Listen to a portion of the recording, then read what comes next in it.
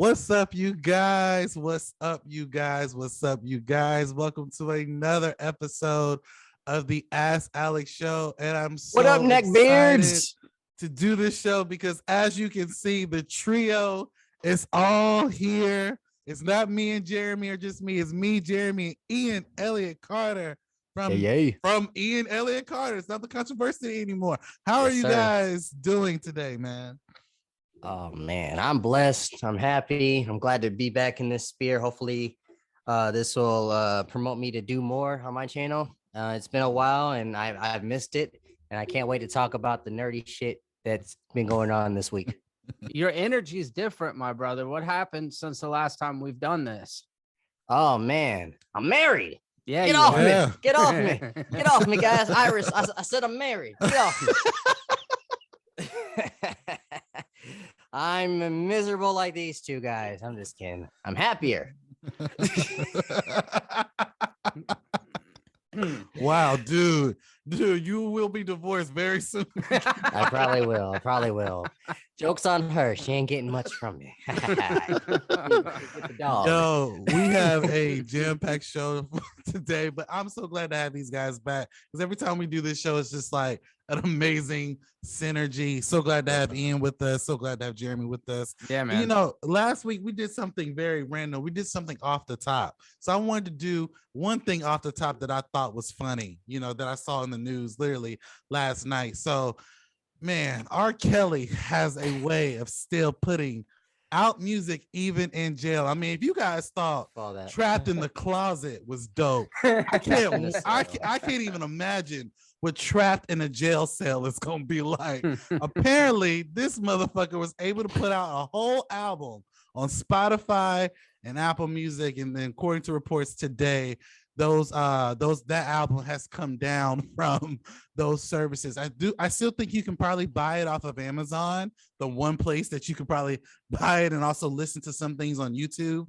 But I wanted to ask my panel, how do you guys feel about RKelly releasing music from jail? As the biggest RKelly fan, Jeremy, I think you should go first. I'm gonna be honest. This is news to me. I bought his cookbook a couple of months ago. It teaches you how to make toilet hooch. Yeah. Got a good toilet hooch recipe in there, and I learned how to make those burritos with like knockoff, what do they call them, Cheezos and ramen noodles, and like all of the. You put it all together and then you like stick it in a chip bag and you roll it. Really good stuff. So I've been enjoying the cookbook. I haven't actually checked out the music yet, but I'm really curious to what the production of the Jailhouse bootleg record looks like. I imagine there's a lot of reverb, like good natural acoustics in an 8x8 cell. So, but to be honest, this dude is probably, I don't know this. He's probably in a nice jail. They probably have a recording studio in it. I don't know.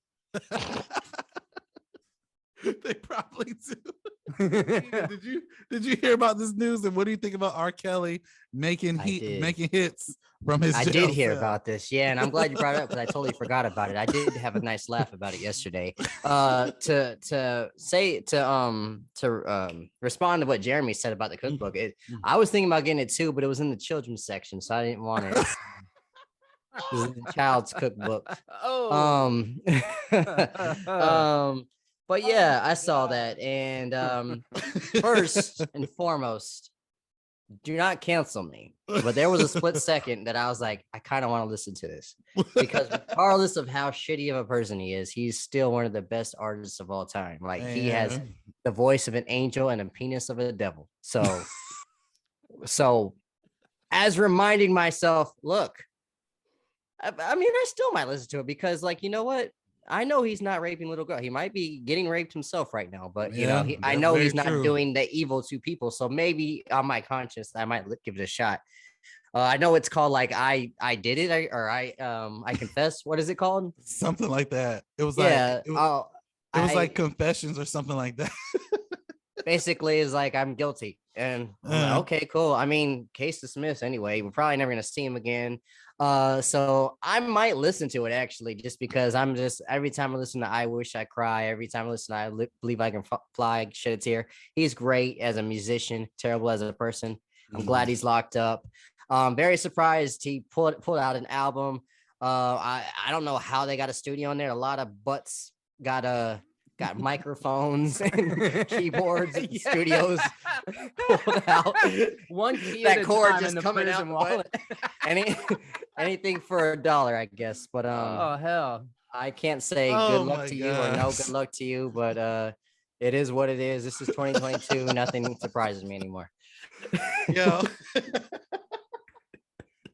I'm I know you missed me. flabbergasted. Like I can't believe that he was able to put out an album while in jail. Someone said it's not trapped in the closet, it's trapped in a jail cell part Trapped 2. in a jail cell. And I'm gonna listen a lot in the background to see if there's a lot of violence and sexual assault, and you got it. There's probably some weird shit in the background that we got to decipher. Mm-hmm. And that is crazy. Oh my god. Oh man. Well, I just looked it up. Apparently, it was being produced by the Pop Culture Nihilist. Oh hey, I heard of him. He's dope though. He's dope. Yo, I'm Jeremy kidding. though. I'm kidding. Jeremy, I'm so if R. Kelly offered you some money for a beat, would you do it? 100%. You got to get that money up front though. 100%. Yeah, no doubt about it. I've made a lifetime out of supporting horrible people. Like most of the best art comes from horrible people. No, that's true. Very true. I actually agree with that. That's a fact. I constantly use that excuse to justify my shittiness, but I'm actually not that good of an artist. But at least I got the shitty person part down. Yeah, it's on brand. Yeah. But what do you guys think? What do you guys think about R. Kelly making hits from his jail cell while getting hit in his jail cell? Just jump in the comment section below and let me know your thoughts. Please do not cancel us. This was There's a lot of inspiration in there. Entertainment Sure. only.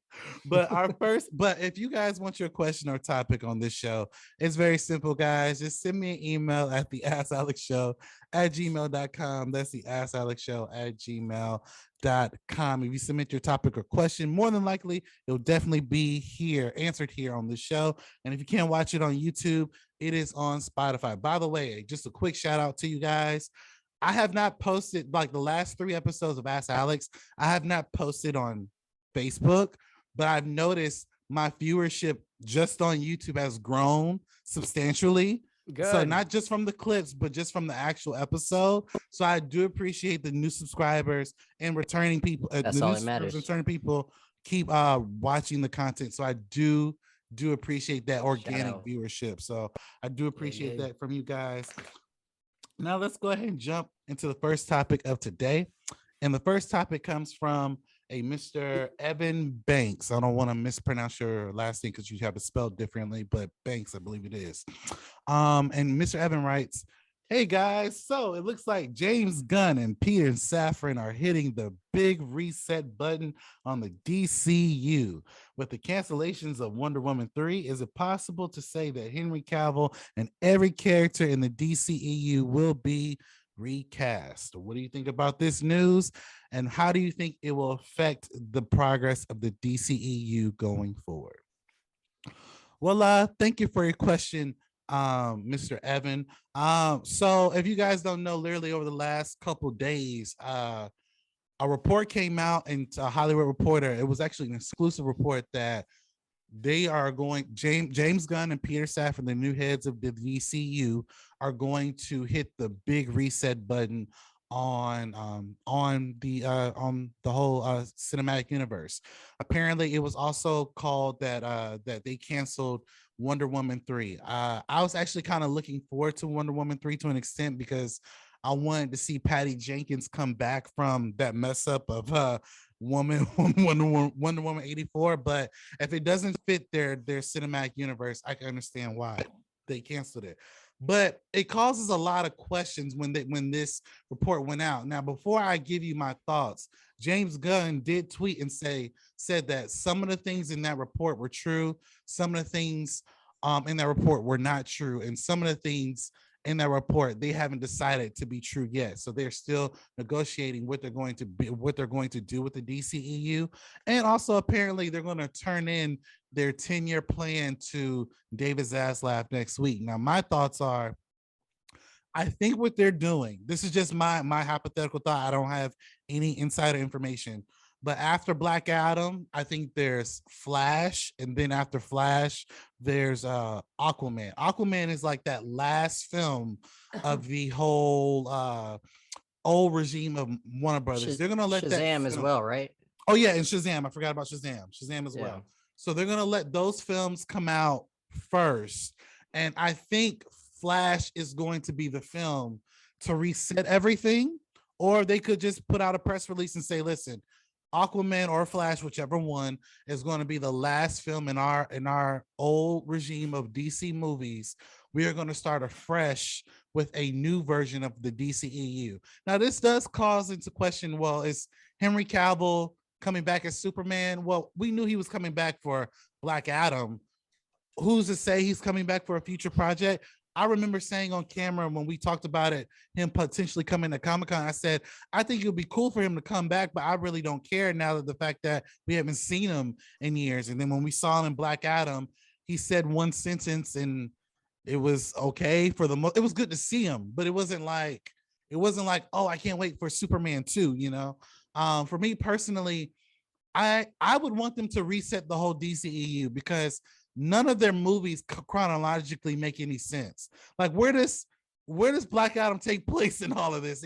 And then okay, if we're going to establish that we have a Justice Society, how come nobody in the Justice League got involved with Black Adam essentially ruling conduct in a sense? Like, it didn't make any. Yeah, you send the B team, you don't send the A team to handle Black Adam. Or not only that, how is it that Shazam right now is not even aware of the fact that Black Adam is a thing, which we'll probably get more confirmation of in Fury of the Gods? So I'm not too sure about that, but I personally want them to reset everything. I mean, recast everyone, start with a Justice League movie, or start with a single person character movie.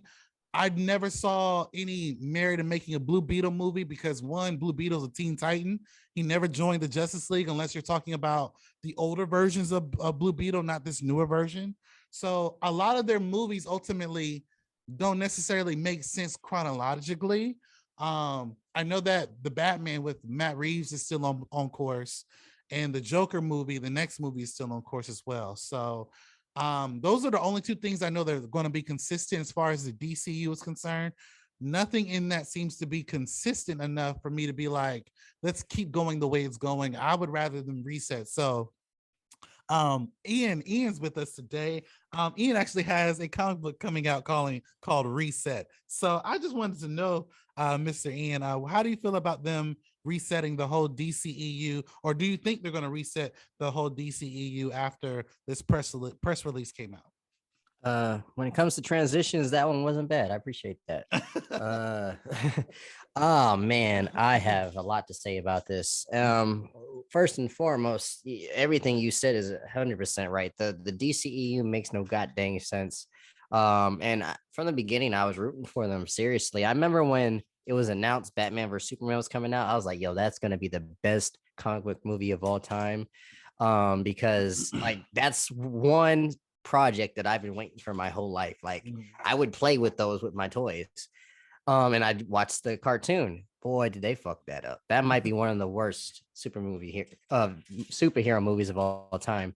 And it just went downhill from that. Now they do have wins. Don't get it twisted. The DCEU is not a complete failure. It is a failure when it comes to logic and chronological orders and stuff like that. If you're trying to tell a cohesive story like the MCU does, but it took me a while to even like Man of Steel. I love Man of Steel now. It took me like maybe 2 or 3 viewings, and I finally understood like, yo, this is really good. But other than that, man, like I like Shazam. I love Shazam actually. I like the second Suicide Squad movie. Other than that, I like the first Wonder Woman movie. Other than that, man, not only does the universe not make any sense, but like the quality is like we're complaining about MCU's phase 4, which I watched what y'all said last week. I agree with a lot of what y'all said. I mean, successfully financially, the DCU, just like the MCU phase 4, is a success, but that quality is not there. Not there. So I definitely agree with the reset. Henry Cavill's an amazing Superman, and I think they should keep him as a Superman, but I'm not going to be pissed off if they don't, because again, if we're hitting that reset button, it might cause confusion. So I get it. And I think you do need a Superman if you're going to do a successful DCEU. Now I'm all for like James Gunn, his thing is doing unknowns. I love the Guardians of the Galaxy. I didn't know shit about them, and I love them. One of my favorite movies. I love what he did to the Suicide Squad. I love Peacemaker, one of my favorite shows of this year. If he decides he wants to do like DC properties that are unknown and keep them going, I love like V for Vendetta and Watchmen. Those are unknowns as well. If you want to do that, I'm cool with that. If you want to do one-offs like keeping Matt Reeves Batman, which I love, and I love the Joker as well, I'm cool with that. If you don't want to just copy and paste what Marvel does, I'm cool with that. I just want like structure, and I want order over there. That's all I ask for, regardless of if it's just the same thing or doing something different. Now, if they want to do the A-list characters, you got to do it properly. I'm not for a 17th Batman. But, and two Batmans at the same time, it's kind of stupid, but whatever. I do trust James Gunn. I think he's one of the best directors and producers at the moment. I think he's a fan, just like Kevin Feige is over there at Marvel. So I think I trust him. So all these people wanting to fire him already before he even started his job. No, he's making shit happen. He's not just throwing shit on the wall and seeing if it sticks like they've been doing for years. And you guys know what I feel about Wonder Woman 84. So like I can give a shit if that's canceled or not, the third one. Like peace out to that. I never even liked Aquaman, to tell you shit. A lot of people now I can acknowledge people love Aquaman. I think people more so like Jason Momoa, but I never was a fan of the movies, and I didn't even think he was that good of an Aquaman. I just think he was just being himself. But I think, and the rumor is that he might be Lobo. Right. Yeah. I think that's way better casting. I think he fits the look, and I think, he would nail that part. So that would be a great thing to like, yes, we're taking away your part, but we're still giving you a future here with DC. I think that would be very fair.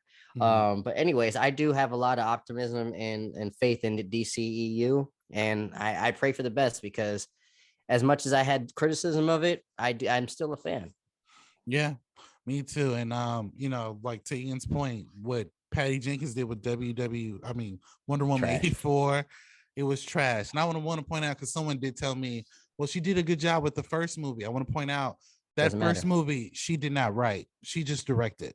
So she wrote Wonder Woman 84. She did not write the first movie. So I'm not saying that she basically had an easy roadmap to do it, because directing is as equally as hard as writing. But what I'm saying is that her personal touch on Wonder Woman 84 was solely from a directing standpoint, not a writing standpoint. So if James Gunn and the people from Warner Brothers are telling her that this script is not where it's supposed to be, I think that calls into question her writing to an extent. That's just how I feel about that. So so that's why I'm not necessarily concerned about Wonder Woman 3 coming out, even though I was looking forward to it. But Jeremy, you heard this news, man. What do you feel about the DCU finally hitting that reset button? And do you think that it's time for them to reset? And do you think they should get rid of all of these characters and recast them with new characters, new actors?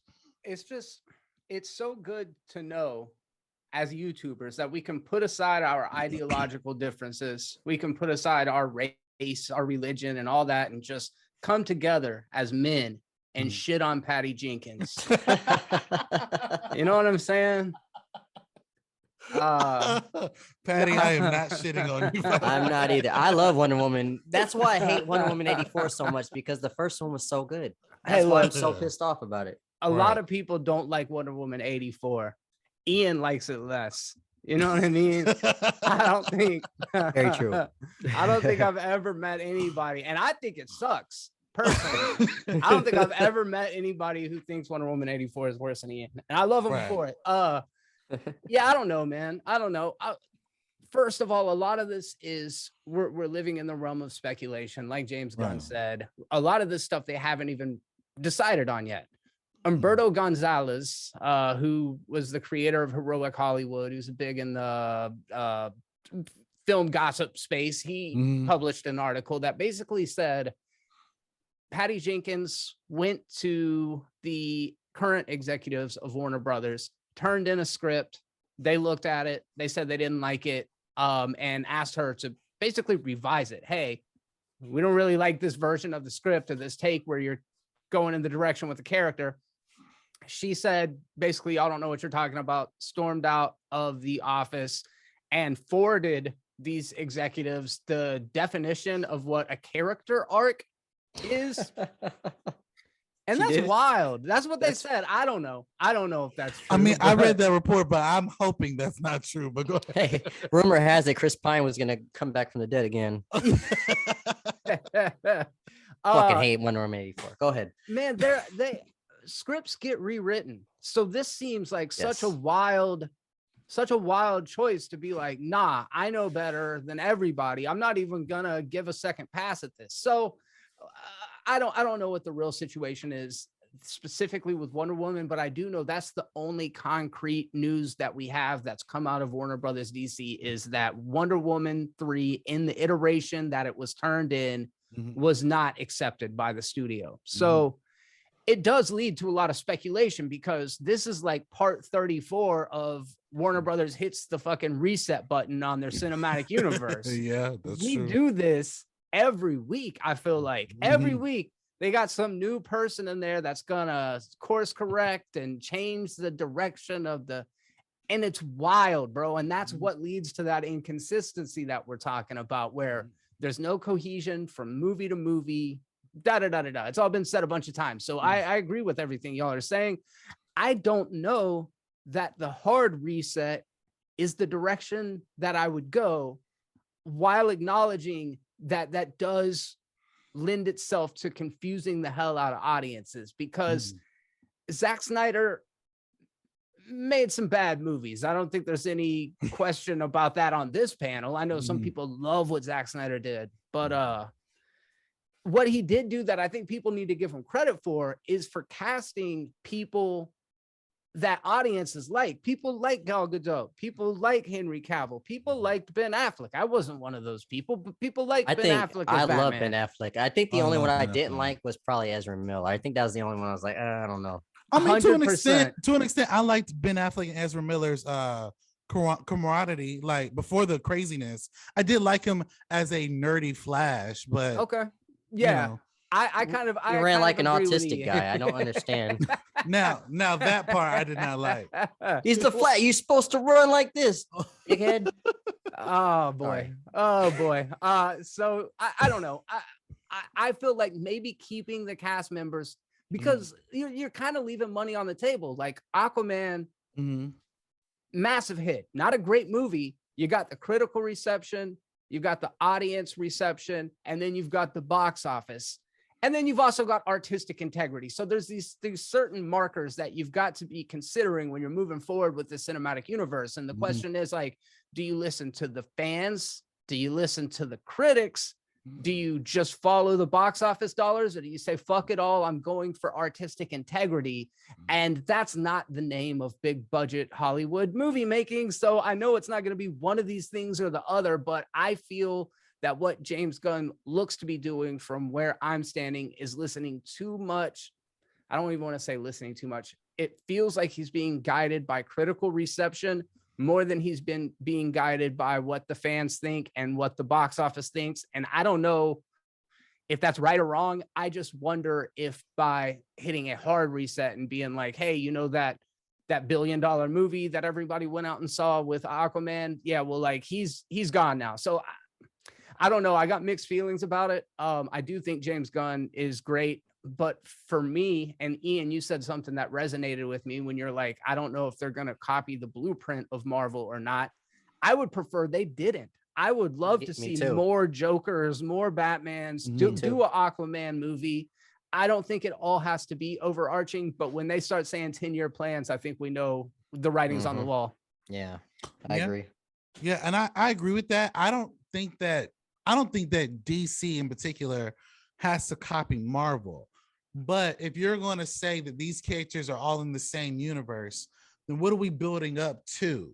Because if we're being honest, like, okay, you already have a lot of overpowered characters existing in the same universe. You mean to tell me like none of them are not aware of Shazam or Black Adam? Like now we now know that Superman is aware of Black Adam, but Shazam is not aware that he's all in the same universe as he is. So it's, I mean, it's confusing. Like my thing is with the DCEU, at least make it chronologically sensible. It doesn't have to be like, oh, Marvel, when this film happens, this film has to do this in order for it to make sense. Not necessarily. But I like the what they've been doing with the standalones, because I would like to point out the Batman movie with Matt Reeves has been rewritten, I think, twice, and we got that amazing product. So I'm for rewrites and I'm for that type of stuff. So I want to see different things come out of the DCEU. So if they are going to reset, I want to see a 10-year plan, but it doesn't have to look like the MCU, but just make it where it makes sense. Like if I'm going to have Black Adam in this universe, okay, who's going to fuck with him? Like seriously, like aside from Superman, who is going to fuck with him? Because apparently nobody in the Justice Society can fuck with him. So that's Batman's got a lot of money, dude. Batman's got a lot of money. So maybe he today marks the 44th anniversary of the release of Superman. Just wanted to throw that out there. Oh, well, happy birthday, Superman. But what do you guys think about this? What do you guys think about James Gunn and Peter Safran potentially resetting the DC universe? Just jump into the comment section below. Let us know. All right, you guys, let's go ahead and jump into the second topic. And the second topic comes from a reoccurring guest, which I'm glad that Ian's here so he can hear me say her voice again, or her name again, Miss Iris Peoples. Oh yeah, of course. Can you please say that in her voice? I cannot say that in her voice. Happy birthday, Iris Peoples. I'm assuming that's what you sound like. Sorry, Iris.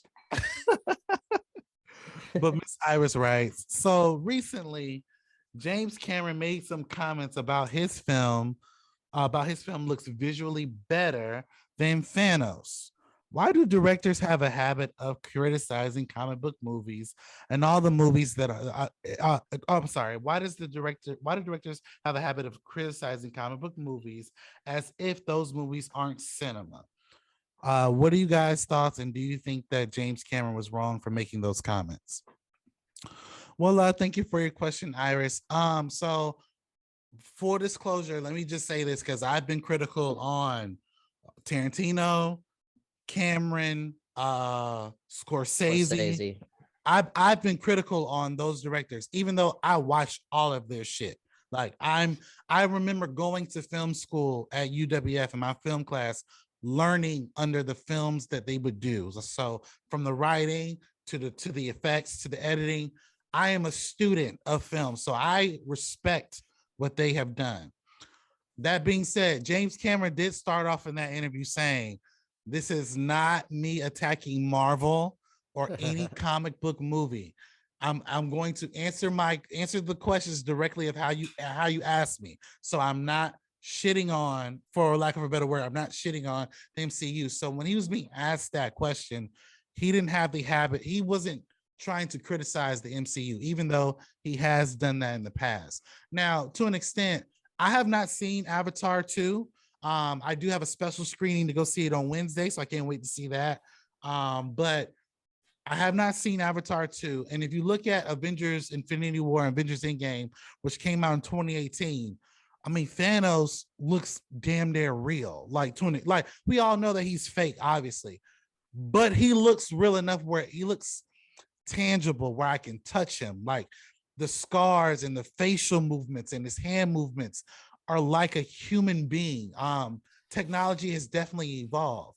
Now, when you look at the Avatar 2 trailers, and maybe my panelists have a different thought about it, but if I'm being honest, aside from them riding different animals and going to different parts of Pandora, I don't really see the difference from the first Avatar movie, to be honest, because they still, obviously they have grown, they've evolved. Some of them are different shades.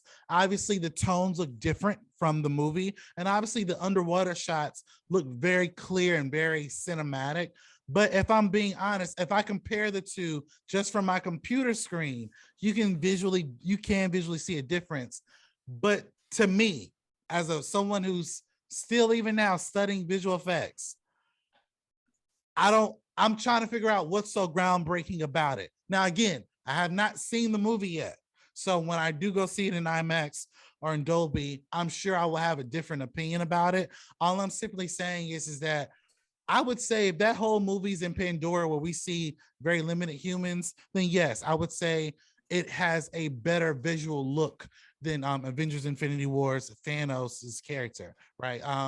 I would say even now, yes, if you look at the trailers, yes, it does look better. But when I look at Jake Sully in 2022 versus him in 2009, I don't see that much of a visual difference other than a copy and paste version of what he looked like in 2009, just aged up a little bit and tonally more sharpened from a visual standpoint. Now, James Cameron is a visual effects beast. Like that dude, that is the guy you want to talk to about making any type of movie. So I don't want to shit on his art and shit on what he's been able to do.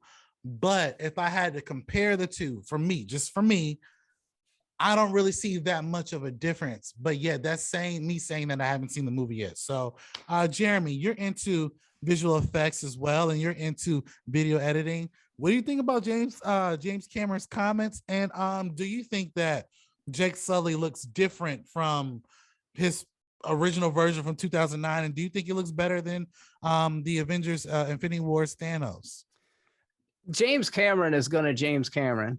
You just read his interviews constantly, and I like waffle between this guy's a genius, which he is. We know he's a genius, and this guy's a fucking asshole. And that tends to be like, I think the metric of a lot of these really great filmmakers kind of speaks to what I was saying about Quentin Tarantino the other day.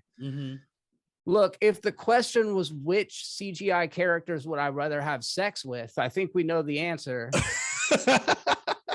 I think we know the answer. You see that Thanos is thick. Got the cake. No. Yes. Hell no. I think we know the answer is Neytiri from Avatar. No question about it. Definitely. Dang, you remember her name? Yeah. Oh yeah. Yeah. Oh shit. I remember like going frame by frame trying to find titty. Like she had that necklace on and it always hung just in the right position. But like every 7,000 frames, you would get a peek at the side of it. And yeah, I've worn that thing out. I don't know, man. I agree with what you said, Alex. Like you look at a picture of Thanos and like you can see the stubble, you can see the pores. There's a physicality in the render of that character. He's very textured, right? If you look at female characters, She-Hulk, right? Right. There's a tendency to beautify women, as opposed to really when women put on concealer and they put on makeup, they're covering their pores, they're plucking out stray stubble, all these kind of things. And as a society, we still tend to want our female characters to be sexy. James Cameron had a big thing about how he wanted to make the Avatar characters hot. He thought people would like them if they had tits. That was like a thing. And he's probably right. I'm not going to say he's wrong, but so there's the uncanny valley. We've talked about that a lot before. What James Cameron has done to kind of sidestep that is by making the eyes bigger, a little bit further apart, but by making these characters sleek in design, he's smoothing off some of those edges that add texture, that create realism. So when you look at She-Hulk and you put her next to Hulk, Bruce Banner versus Jennifer Walters, and you look at the rendering, it's pretty obvious that Bruce looks more realistic. So right. I agree with everything you said. I feel like the Na'vi as a species have a sleekness and a aesthetic choice was made that makes them look less realistic. They're almost like cartoon characters that have been rendered into 3D. Now, I'm not saying the special effects aren't spectacular. I haven't seen it yet either. But from a design and an aesthetic perspective, I think Thanos looks more real. Yes, and that's where I was coming from with that. I'm glad you brought that up, because when you said that, it made me think about like I have a PlayStation 5. There's certain games that I'm playing where this could be a great cinematic animated movie versus an actual cinematic movie that you're trying to pass on as real beings. Yeah. And I don't want to say that they look like video games per se, but if you're not really paying attention, like, you would think that you're in a video game. Like, you would think that like, I remember watching the first Avatar when it re-released back in theaters. To an extent, like, I felt like I was in Pandora talking to a lot of CGI characters that were just going around doing their normal things. So for me personally, when I look at Thanos looks like a legitimate man versus the Na'vi, who do look like a species, but to me it doesn't seem too real. Like, the word that keeps popping in my head is texture. Like, that texture seems very video game like than it does real. So but Ian, you heard about these comments. Do you think that Thanos looks a little bit more realer than the Na'vi, or do you think that the Na'vi look better than Thanos? First, I want to say I was very impressed with the CGI on Thanos, because I remember after the Avengers, we got this like puppet looking one, like in the end credit monkey. one. Yeah, and I wasn't feeling that one, but like when they actually took their time on, I was like, yo, they got the detail perfect, man. I like, I like you guys said, I thought this was a genuine person. They went out in space and casted a real alien. But yeah, they did their thing. I want to also say, like, rewatching Avatar, the 2009 version, for that time, that CGI was top notch. Yeah, yes, man. it was. Yes, it was. That was some of the best CGI I've seen, well, ever at that time.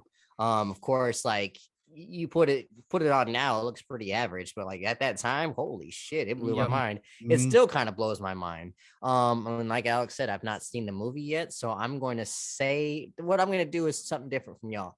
I'm going to save my opinion for when I see the movie. What? Because yes, I'm going to go there. What does that mean? that means talk your shit, James Cameron. Talk your shit. That's what I'm saying. Because you know what? You know what? When he runs his mouth and talks shit, sometimes out of everyone that talks their shit, I think he backs it up a little bit. Man. I think he's one of the few that actually backs it up, and I can see actually the CGI being top notch. Now the trailers, they look great. I do think they are I think they are a step up from the first one. Now, do I think they looks better than Thanos? From what I've seen, maybe around the same. I'm not going to say Thanos looks better, but maybe around the same. But like when we actually visit that world, because sometimes the trailers look different than the movie. I will give my answer after I see the movie, because right now I'm not going to be like, I think there's a good chance he might be right on this. But I also will say this, Latia Wright. Is that how you say her name, Cherise? Letitia Wright. Letitia Wright, yeah. Yeah. She said that Black Panther Wakanda Forever was better than the first one. That is a false statement. Richard E. Grant said the Rise of Skywalker was going to be the best Star Wars movie of all time. Again, that was a lie. Yeah. So when they they're saying things without, granted, James Cameron probably has seen the movie, but like they say things because they're a part of this project that might have been great for them, great experience for them, and what they feel during the process might be a great experience, but like when the product actually comes out, people might not agree. So like, actors, directors, producers, they say that shit all the time. Like, this is the best. That's right. And it is what it is. But like I said, I'm going to save my opinion, because I do think there's a chance he might be right. There's a I didn't chance. know you could do that on this show. You're just gonna be all balanced and be like, I don't want to put my everything I say. Is Usually, just you know me, complete bro. nonsense. Usually, I'm the first to be like, man, shut up, shut your ass up. But like with James Cameron and its Avatar, bro. Like, no, I feel if we're you make talking the point. if we're talking about the story, his story is pretty average. It's a story told multiple times. Oh, the white man's come to take the property. Yeah, you know, it's Pocahontas, it's Fern Gully. You know, Yeah. we see it all the time. But we're talking about the visual aspect. It's he's always next level. Yeah, So you're he right. might be right. He might be right. Yeah. Yeah, it's funny that you bring that up. Like, can we do this on the show? I thought about it. I said, remember when I said Andrew Garfield was lying? And then Ian was like, how do you know he's lying? Obviously, that motherfucker was lying. Yeah, I was trying to be objective. I think we all knew he was going to be in the movie. It was how you going to have all those villains in there and not bringing the Spider-Man? It didn't make any sense. But what do you guys think? Do you guys think that visually speaking, the Avatar could look better or more realistic than Thanos? Or do you think Thanos looks more realistic than the Na'vi? Just jump into the comment section below and let us know your thoughts. And guys, I have a final and a fun question from a new viewer for our show. This viewer comes, this viewer's name is Mr. Lee Anderson. About time, Lee Anderson. He writes, hey guys, so Jackie Chan was interviewed and he had said that Rush Hour 4 is in the works. How excited are you about this news? And do you think we will see a Rush Hour 4 film? Well, thank you for your question, Lee. So I want to take this all the way back real quick. It's funny, me and Jeremy used to do this show with a content creator. It was called Fandom Talk. And we talked about Rush Hour 4. And Kevin was on that show at one point. And I remember saying that, because I don't think Bad Boys 3 had came out yet. I remember saying that. I remember when Martin Lawrence and Will Smith came out together, they shut down the internet when they said Bad Boys 3 is coming out this year. It's going to be explosive. And when it came out, it was like coming back home to... It was good. These characters, like, I love that movie. And I remember like it was yesterday when Jeremy and Kevin, shout out to Kevin, I haven't talked to Kevin in a minute, but shout out to Kevin, where they said that they did not give a damn if Rush Hour 4 were to ever come out in the near future. And it's funny, now mind you, that was a couple of years ago, but now I remember as I look back at nostalgia, like, I love the first Rush Hour. I love the second Rush Hour. Rush Hour 2 is probably the funniest action comedy movie I have probably ever seen. Like, that's because that dynamic of Carter being in China and like thinking that he's saying I'm LAPD in China, like that helps. Like, that is the most funniest shit I've ever seen. Rush Hour 3, we won't even talk about. It's funny you said that. I did me and Toddy actually rewatched Rush Hour 2 maybe a month ago. Yeah. And that part that you're talking about, like, LAPD, move out the way. I think I busted out laughing. Yeah. It's funnier when you're an adult. Like, you're like... Exactly, because it's like you have no you're not even in America. Like, what the fuck? Like, LAPD in fucking China, really? But I saw this news, and it's funny. I think at one point Chris Tucker was being interviewed by Shannon Sharp, and he had asked him, are you willing to come back? He said, listen, that's Warner Brothers' money. You know, if they want us to come back, I'm willing to come back. I'm not so sure about the director. I don't know if Brett Ratner's going to, I seriously doubt if they're going to do Rush Hour 4, Brett Ratner's not directing this. No way. But I would say this, if you're asking me, do I think we're going to see this film? Honestly, even though I am so like hip to nostalgia and I did want to see this film at some point, I don't think we're going to see a Rush Hour 4. I think, if anything, more than likely, they're probably going to reboot that franchise into a new slate of movies. They tried rebooting it on TV. Obviously, that didn't work. I don't think we're going to see a Rush Hour 4. One, because Jackie Chan and Chris Tucker are so old. I don't believe, like, the thing with Bad Boys 3 that worked, at least to an extent, Will Smith is in shape and he's doing all the stunts. And Martin did a good job playing the retired role. Like, yo, I'm done with this bullshit. Like, that was the perfect dichotomy for that film.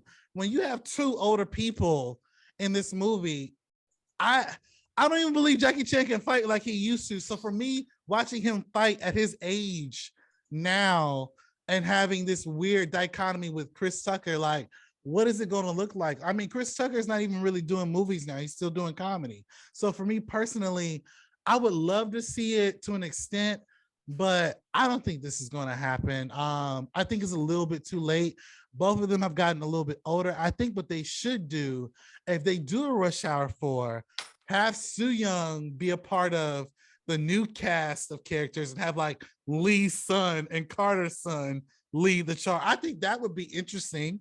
Or just do a reboot, like have another reboot, someone cast someone in Chris Tucker's role. DC Young Fly comes to mind, and also, that would be dope. DC Young Fly and maybe Timothy Delgado as Carter and Lee. That would be amazing. But me personally, I don't see a Rush Hour 4 coming. Ian, you were just talking about Rush Hour 2. Do you think we'll see a Rush Hour 4 movie? And if you do think we'll see it, did you want to see it from these characters coming back to reprise their roles one last time? Oh yeah, Rush Hour 1 and 2 are like some of the best buddy cop movies of all time. Rush Hour 3 wasn't bad, but it's just not on the same level as the other two. A lot of people, I usually just watch the first two and don't even watch the third one. Right. And to your point about Bad Boys, man, I'm one of the few that actually I think Bad Boys 2 is the funniest, but I think as a story goes, 3 is actually the best. And, yeah, you know, best, a lot of people don't give it that much credit. 3 is actually really good writing. Mm-hmm. Do I want to see a fourth one though? Not really. Do I think it could happen? It could happen. You know, studios don't have a lot of creativity. They do reboots and they do sequels all the time. They don't seem like they're coming up with anything new. I don't agree with you saying that Jackie Chan can't fight. I think that man will be in a nursing home with a cane whooping ass. I think he'll get a shoelace and just strangle some old man. Like I think he can. I think he still got it. And you know, Chris Tucker probably still got it with his humor. I don't know what the story would be about. I think there's just so much you could do with that. I think it's kind of run its course. Mm-hmm. I think the only thing that would actually work is their chemistry. I can care less about the fighting. I can care less about Chris Tucker screaming into the air. I just like their banner. I just like them just talking. I could just watch an episode of them like on a podcast talking. Mm-hmm. So I don't really care. If they do it, cool. And if it sucks, that's cool. We got 2 good ones anyway. So, but do I think it will happen in this day and age? It possibly could. Am I for it? Not really. But I actually would like to see both of them do something else because we haven't seen both of them in a while. So. I would like to see personally, if we're talking something else, I would love to see Jackie Chan in the Shang-Chi movie. I think that would be dope. And I would love to see I'm sorry. Yeah, basically that what he did in Shang-Chi was basically it felt like a Rush Hour movie when he was scaling the side and beating the guy up it felt like something that Jackie Chan would have did back in the day. Yeah, I would love to see that. And I would also love to see Chris Tucker do more comedy movies. It's funny, as you were talking, I started to think about Netflix is doing a Beverly Hills Cop 4 movie. I love the franchise. I didn't really like 3 that much. Now that I think about it, I mean, Eddie Murphy is coming back to reprise his role as Axel Foley after so many years. It's longer than Rush Hour. Yeah, I'm interested, but it's just like I think it kind of puts me back to like Coming to America too.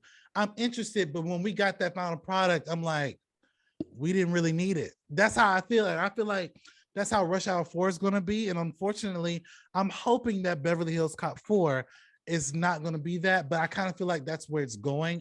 But Jeremy, I remember talking to you about this years ago. Has your opinion changed about a Rush Hour 4? Or do you think that we'll ever see it come out in the next couple of years or so? Ian's right that you can't put it past them with the technology available these days, especially. I was looking at the box office for the trilogy, and obviously I don't have I was trying to look it up, adjusted for inflation, but they made about $250 to $300,000 or $300 million worldwide. So they're not they're box office successes. There's no question about it. But the era of the buddy cop action movies, it's kind of behind us in a lot of ways. Yeah, in a sense, yeah. Jackie Chan's days as an action hero are kind of behind us. I do got to push back against what Ian said. As much as we love Jackie Chan, and I'll always go back and rewatch Super Cop and Rumble in the Bronx and The Drunken Master and all of Jackie Chan Shanghai stuff. Noon and Shanghai Nights. Of course, yeah. That was the white people shit version of Rush Hour, though. The white Can people we Rush be Hour. honest? Yeah. And like that's a good one, bro. That's all that shit kind of missed me though. Like I think it hit in certain culture, like cultural zeitgeist more than it did others. And, Rush Hour wasn't something that me and my buddies in Navarre were watching and talking about growing up. I want to go back and rewatch it. I think it's also that I'm a little bit older. So like if I would have been y'all's age when it was released, I think I would have a much different feeling about it. Kevin being a little bit closer to my age is kind of the same thing, where I think it just kind of, it was a specific time. And I don't think Chris Tucker is the same comedic draw or box office draw that he was. He was, That's true. in the 90s and even into the early 2000s, maybe Chris Tucker was synonymous with comedy movies and stuff like that, but he hasn't been on the scene in a substantial amount of time. So no, I don't think it will happen, but I do think I owe it to our viewer to go back and check out Rush Hour 2, it seems like, and dust that thing off, because I hadn't seen it in a long time. Oh man. Classic. I just thought of something too. The only way I would kind of want to see this if they if they use that franchise and put it with a different franchise, like maybe Beverly Hills Cop and Rush Hour or what's it called? Bad Boys. As ridiculous as it sounds, I'm down to see an experiment of like seeing two franchises collide. Like they're both working on the same case. That would be cool. It would be cool. I mean, I'm not even sold on it. Yo, but I'm just like, Mike I'm just Lowry trying. Fight. Yeah, just them going at it. They're fighting each other, trying to solve the same case. I'm not even sold on this, but I'm just trying to see like why would I want to see another Rush Hour? And I'm just like ways I would maybe if you combine it with a different franchise. It's the only way. I mean, I actually can kind of see that. I see that more happening with Bad Boys because in a sense they're very different, but they're the same in a sense. So I think I would like to see that combination. Now that I think about it, look, to Jeremy's point, that era of buddy cop films is not really a thing anymore. It's more so now when you're watching movies, action, comedy, dramas, and then you have your blockbuster comedy or blockbuster movies, whether it's MCU, Star Wars, Harry Potter, DCEU to an extent. Yeah, so that whole buddy cop thing is kind of faded away, and he's actually right. It kind of ended after 22 Jump Street. I love 21 and 22 Jump Street. 21 is probably one of my favorite movies of all time. I definitely recommend The Other Guys. I'm sorry, hilarious. The Other Guys and The Nice Guys. Actually, The Nice Guys is a very underrated movie. That's the one I was thinking of. Yeah. So after that, though, you're right. I've never really seen much after that. I mean, people will throw out Bad Boys 4, but I would counter that with Will Smith. He's still like one of the hugest movie stars of all time. So like his career never diminished. Like, we had to bring Martin Lawrence back from wherever Martin Lawrence has been at for running around on the interstate in LA or whatever. That was like the 90s. Let it go, man. No, never. It was a long time ago. That was a long time ago. Yeah, it was before Won't like, Tell That. Yeah, it was. Yeah, that was during the time I think the show Martin had ended. Like exactly. Yeah. So I was 8 years old. We can't forgive Martin, but we can forgive Will for slapping the shit. Martin, those two had mental breakdowns. Come on, they're still good people. I mean, I'm interested to see. I will say this. To your question, Lee. I'm more interested to see Bad Boys 4 than I am Rush Hour 4. Yeah. I think I am too. Because the third one ended so good. I'm like, I kind of want to see more of that.